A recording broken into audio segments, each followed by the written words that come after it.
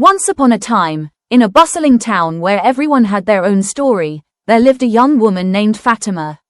Fatima was a kind and gentle heart, but she was larger than most, and that sometimes caused people to treat her differently. They would tease her for her weight, but Fatima had a sweet soul and a determined spirit.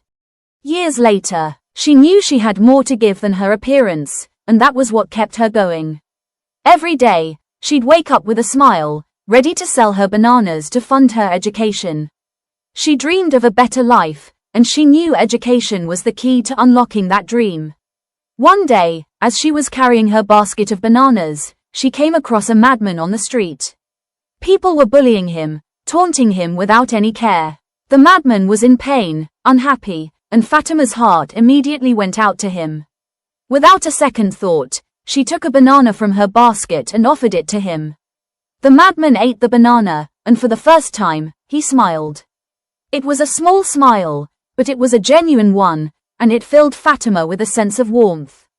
The people bullying him were surprised, and one of them even said, "You're a good person, Fatima." Those simple words meant everything to Fatima, as it was the first time anyone had recognized her kindness. From that day on, Fatima and the madman became friends. She would take care of him, bringing him food and showing him the kindness he so desperately needed. Their friendship grew stronger with every passing day, and they found comfort in one another's company. However, their happiness was not forever. One day, Fatima's mother passed away, leaving Fatima alone in the world. Her uncles, seeing an opportunity, took away everything she had, leaving her homeless. With nowhere to go, Fatima sought comfort in her friend, the madman. They stayed together, relying on each other to survive in the harsh realities of the streets. One day, while begging with the madman, Fatima found a cleaning job at a palace in another town.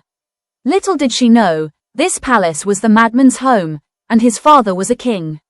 It was while she was working there that the madman found Fatima in the palace, as she used to bring him food while she worked. The king, who had been looking for his son for a long time, saw them together and recognized his son, who had been turned into a madman by a curse. They welcomed their son, the prince. Fatima took very good care of the prince. She became his therapist. Not too long, the prince became normal, the whole royal family become happy, joy flow like river in the kingdom. The king asked, "Fatima, what do you need most in your life?" She said, "My king, I want to go back to school and become a medical student in future."